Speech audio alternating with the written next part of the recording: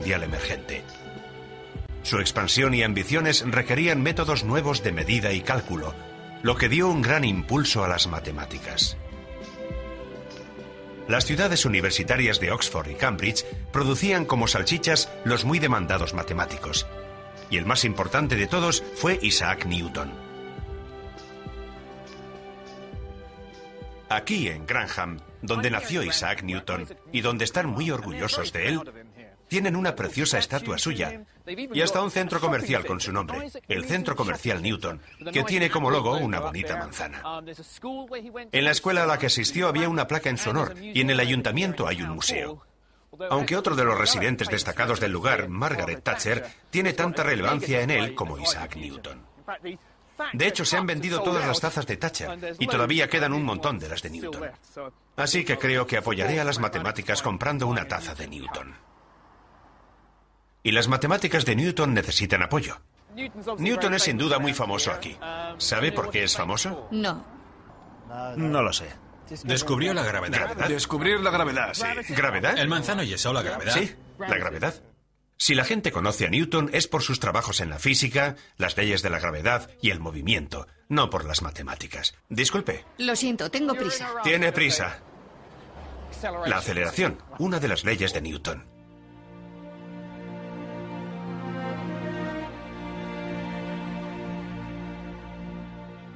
A 13 kilómetros al sur de Grantham, en el pueblo de Woolsthorpe, lugar de nacimiento de Newton, me reuní con alguien que comparte mi pasión por las matemáticas. Esta es la casa. Es preciosa.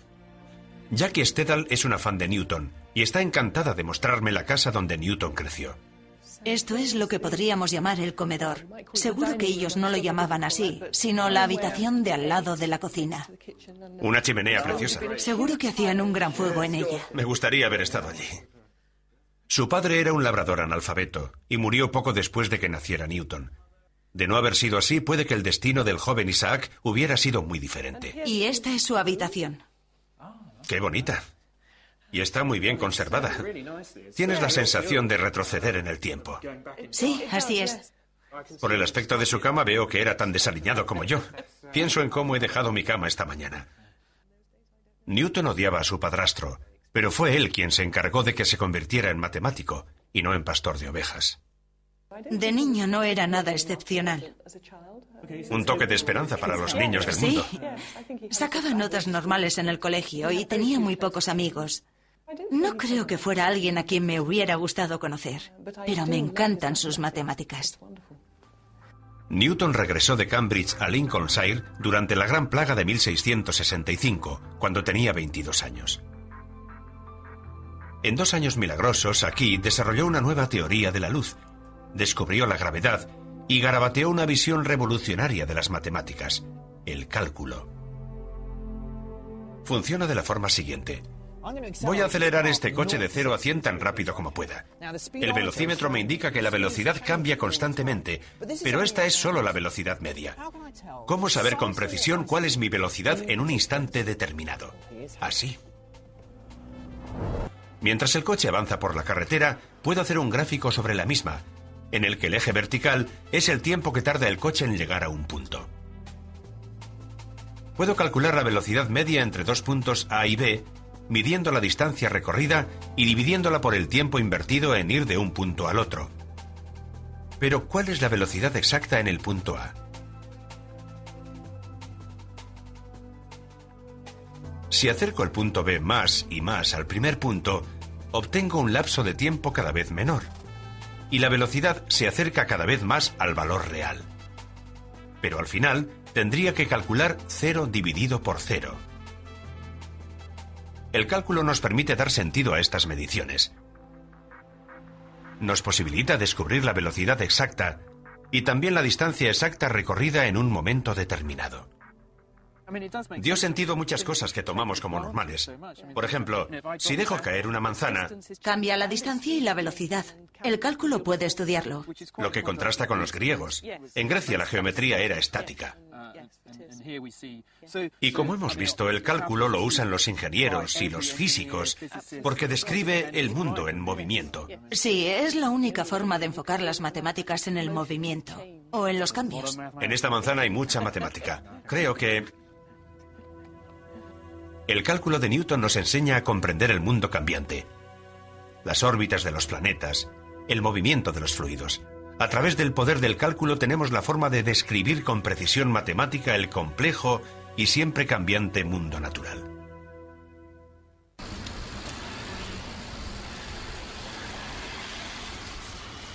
Pero hicieron falta 200 años para comprender todo su potencial. Newton decidió no publicar nada. Simplemente hizo circular sus ideas entre sus amigos. Su fama fue gradualmente en aumento.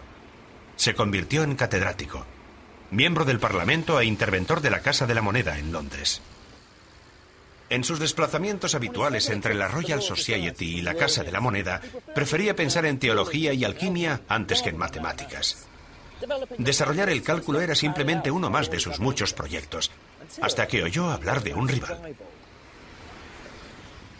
Un rival que era también miembro de la Royal Society y a quien se le había ocurrido la misma idea que a él: Gottfried Leibniz.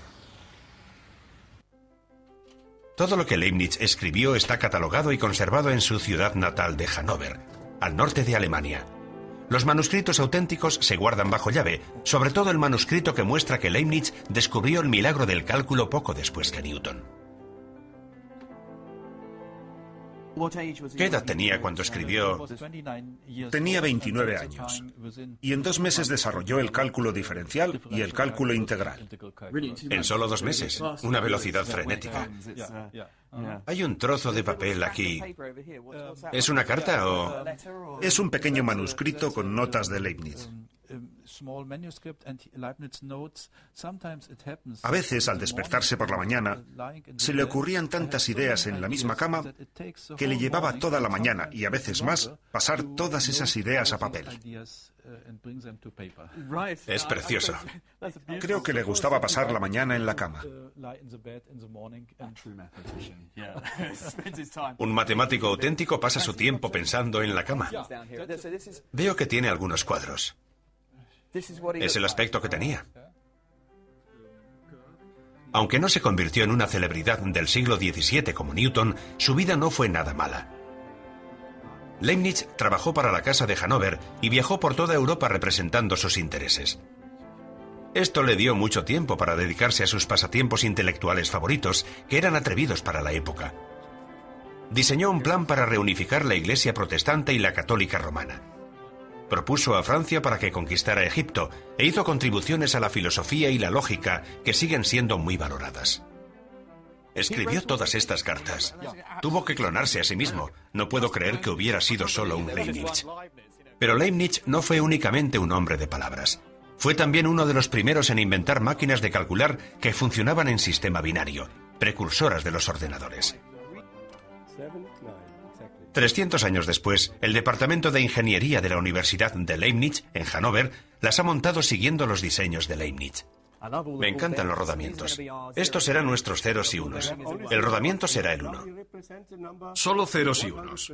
Vamos a representar el número 127. En sistema binario significa que los 7 primeros dígitos son 1. Ahora añado un 1. Tenemos 127 más 1, que es 128. 2 elevado a 8. Esto va a requerir mucha actividad. ¿Puede mostrar esto? Este es el disparador. Ahí vienen. Tenemos 128, que es 2 elevado a 8. Excelente. 127 es 1, 1, 1, 1, 1, 1, que son los rodamientos que tenemos aquí. Para añadir 1, todo esto se convierte en 0, 0, 0, 0, y tenemos que elevar esta posición al cuadrado. El mecanismo se deshace de todos los rodamientos que no necesita. Es como una máquina de petacos matemática. Me encanta.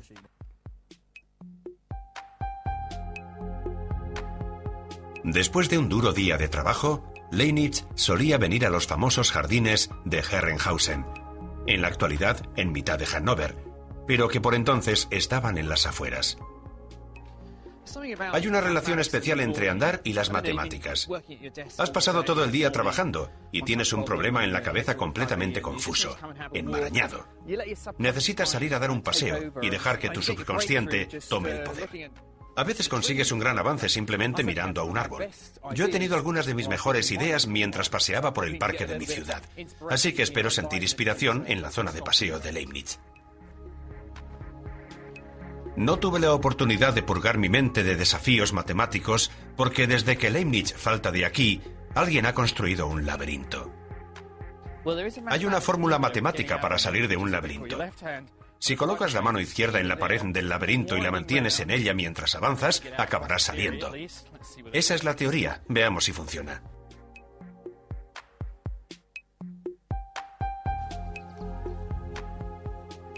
Leibniz no tuvo estas distracciones durante los 5 años que trabajó en los detalles del cálculo.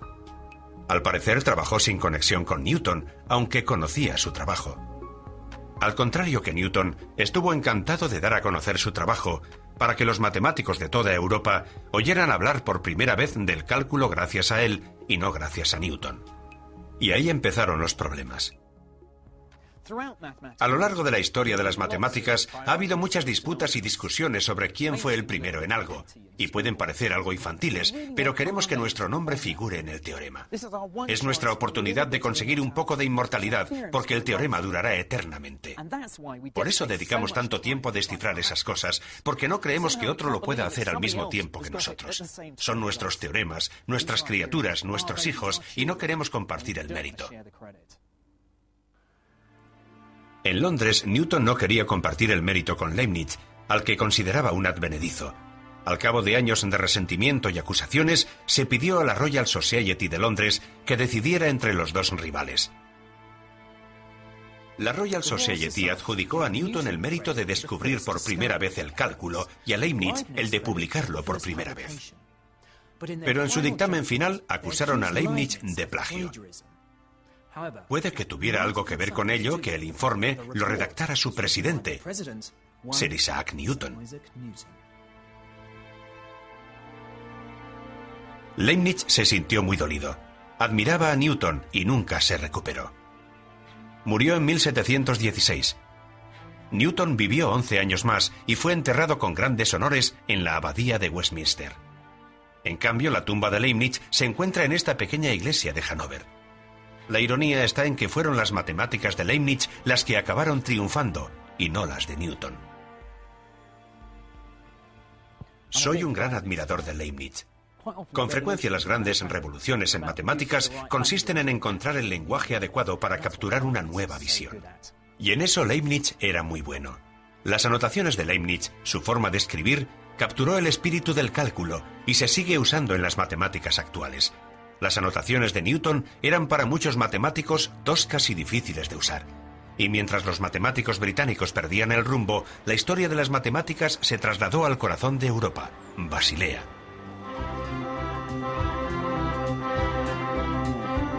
En el apogeo del siglo XVIII, la ciudad libre de Basilea, en Suiza, era el centro de la actividad comercial del mundo occidental.